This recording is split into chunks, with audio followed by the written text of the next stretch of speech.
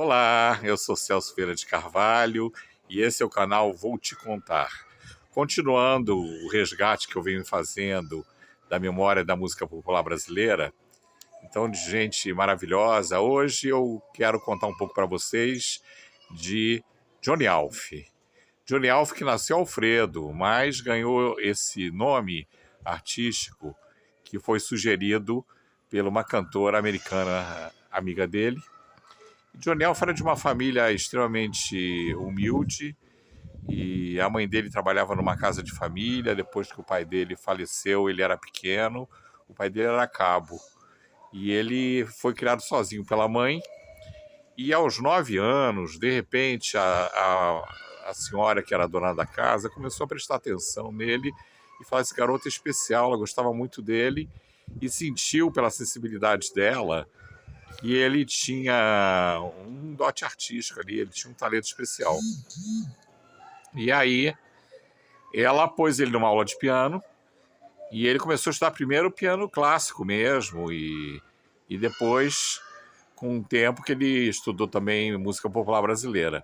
Mas teve uma formação muito boa, o tempo foi passando e lá pelos idos de 50, ele, como todo pianista daquela época, isso é muito natural, começou a tocar nas boates e tocou em várias boates famosas do Rio, de São Paulo, e aí entrou coisas incríveis. Vocês imaginem, ele influenciou tanto as pessoas que ele influenciou Tom Jobim, Vinícius de Moraes, João Gilberto.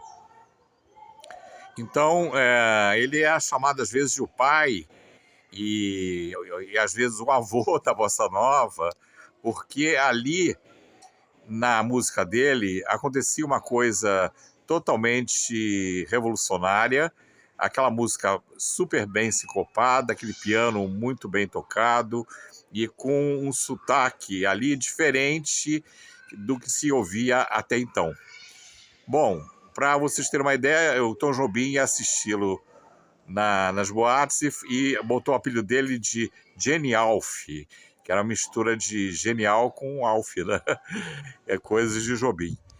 Depois, Vinícius de Moraes gostava muito e ficava irritado às vezes quando as pessoas faziam barulho, que ele queria ouvir aquilo como se fosse até talvez uma coisa...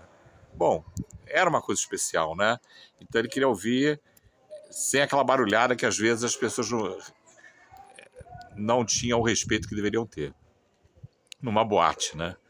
Bom, e o João Gilberto foi escutar ele e falou: nossa, ele tem um tamborim no piano, ele sentiu ali aquela marcação rítmica dele, e você vê aí, ele reconhece que ele tentou depois se inspirar naquilo, que tem uma influência grande na bossa nova por causa do Johnny Alf, sim, João Gilberto, hein? Olha só, gente, isso muita gente não sabia. Eu vou te contar mais um pouco e aí, então, o tempo passa e lá por volta dos idos de 56, por aí, ele começa a gravar e se apresentar e ficar mais conhecido.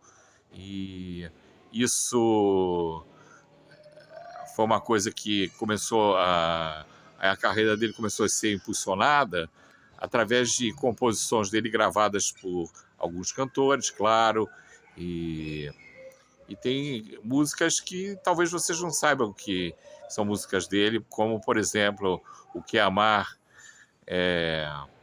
Eu e a Brisa, né?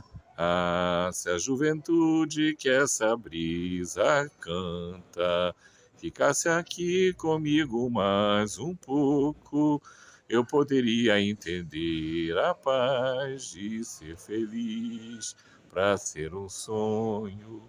Talvez então alguém chegasse trazendo um sonho em forma de desejo.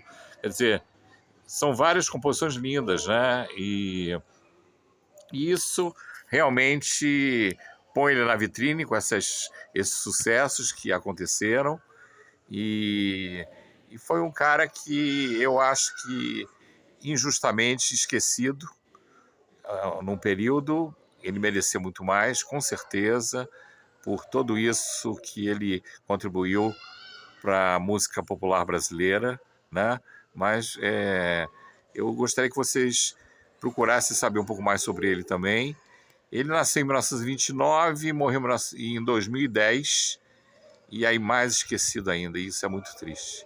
Então, uma das ideias desse canal é justamente isso, resgatar os caras tão importantes, os gênios da MPB e essas pessoas virtuosas e que às vezes ficam esquecidas e não deveriam, né? Então é isso, gente.